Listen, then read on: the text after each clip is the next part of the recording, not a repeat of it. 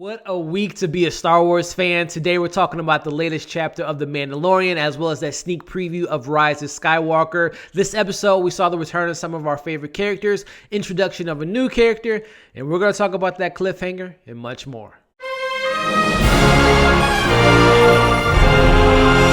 Chapter 7 of The Mandalorian was titled The Reckoning, directed by Deborah Chow. An old rival extends an invitation for The Mandalorian to make peace. What's going on, everybody? Elliot back again with my weekly breakdown, recap, and review of the latest chapter of The Mandalorian. Chapter 7 had some very exciting stuff, and I'm excited to talk about it with you all in my spoiler discussion here. Before we dive into the details, definitely consider subscribing to my channel. Hit that bell so you can stay up to date with all my Mandalorian reviews, TV reviews, movie reviews, giveaways, and all the fun things we do on this channel. And if and when you've seen this latest chapter of The Mandalorian, I want to know what you all thought of the storyline. Are you excited to see some of the characters we got back? What are you expecting to see in next week's finale, and are you excited to see Rise of Skywalker this weekend? Let me know in the comments. Let's have some discussions down there. So as I've been doing with all my reviews thus far, I kind of recap the episode and then give you my thoughts on it. So let's just jump right into it. So the episode, overall, I really enjoyed it. We finally have gotten back to the storyline that we haven't really focused too much on since episode 3, because episode 4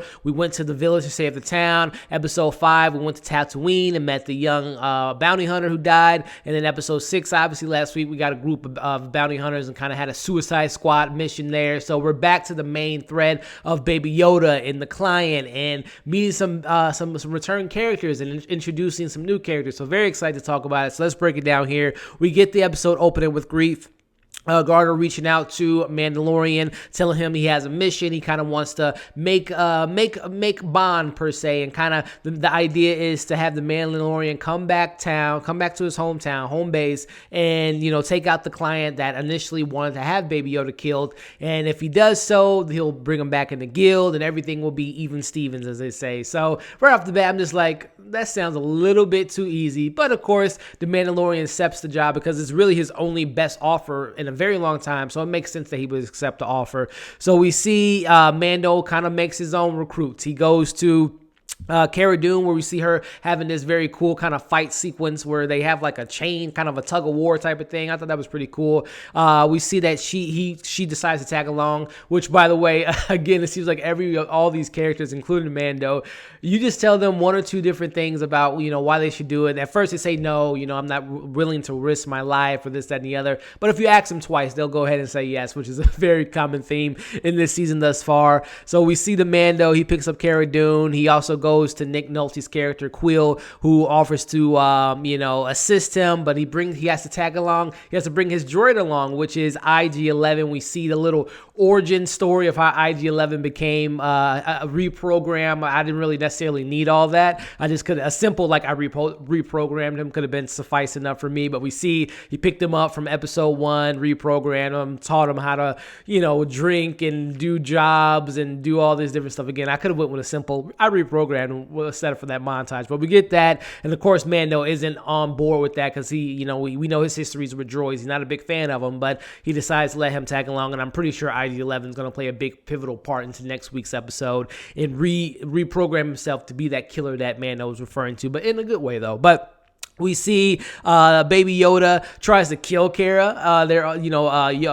Mando and Cara are having an arm wrestling contest, and Baby Yoda takes that as a threat, and he uses his force powers to choke her. And now everyone's starting to get a better idea. I don't know why they've yet to use Baby Yoda as a weapon. Obviously, he's a baby; he doesn't want him to be harmed. But it's just like you have your greatest weapon right next to you. But we see that there. She's obviously upset about that, and we get a little conversation between Cara and Quill in regards to they have a little bit of beef because he used to work for the Empire. She's obviously not a fan of the Empire, so we get all that stuff there.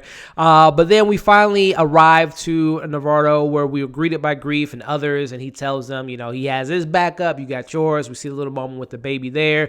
They camp out and they get attacked by some mini dragons there, and Grief is wounded, but Baby Yoda helps him out, which happened to be a pretty grateful thing from Grief, because The initial plan was to have Mando and his crew be killed, but after, he was saved by Baby Yoda, he decided to switch his plan. So he kills his security that he had with him and tells them what the initial plan was, to have Mando killed, but he switched his plans around. They come up with a new plan to come and take out this client, and we see how that all plays out. They go down to the town. We meet the client again. He asks to see the baby, but he gets interrupted by a call. Finally, we get Giancarlo's character, Grief, or Moff Gideon, who says, did you check on the baby? He says no, but he takes out the entire bar. I assume he wants to take out Mando and crew too, but he doesn't. But he definitely takes out the client.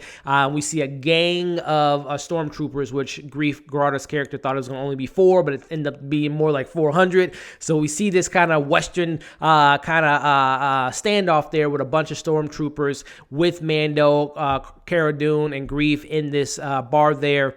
In the meantime, Mando's plan was to have the baby being sent back to the ship with Quill, but we see that Quill gets taken out by the stormtroopers, leaving Baby Yoda defenseless. We see the stormtroopers pick up Baby Yoda and bring him back to Giancarlo's character.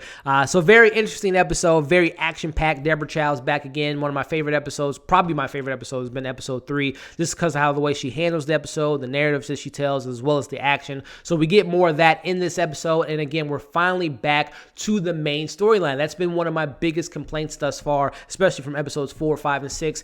Yes, they had some fun moments. We introduced some new characters. We get these little side missions, and every now and then, yes, we had threats to Baby Yoda. He was continuing to be hunted by the bounty hunters and whatnot. But now we're finally back to the main threat line, which is this Imperial officer wants Baby Yoda in his possession. He tells him, Gillian tells him he means more to me than you can ever imagine. So we're now maybe putting the pieces together. This Imperial officer wants Baby Yoda's powers, obviously. Potentially, he might mean a little bit more to him. Who knows? He might have created him. He might know the source of where Baby Yoda comes from. So we'll see how this all plays out in next week's finale. It's shaping up to be a pretty good, awesome finale there. Directed by Taika Waititi, who's going to be IG-11. I assume him to be a big character in next week's episode, and Cara Dune and Mando and Grief coming up with a plan to get out of this. We might get some more Mandalorians come back into the mix. Who knows who's going to make an appearance next week, but it's shaping up to be a great season finale. So let me know what you all thought of this latest chapter of The Mandalorian. Did you enjoy it? Did you not enjoy it? Did you expect to see the client get killed?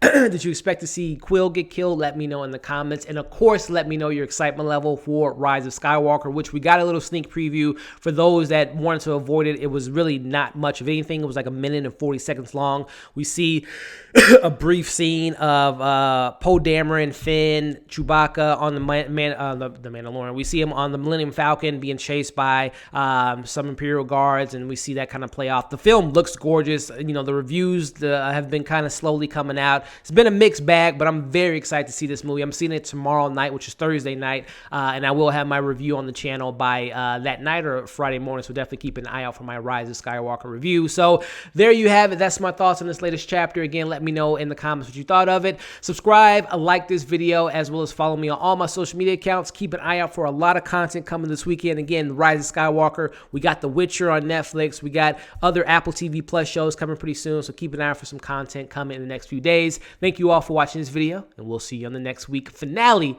of The Mandalorian.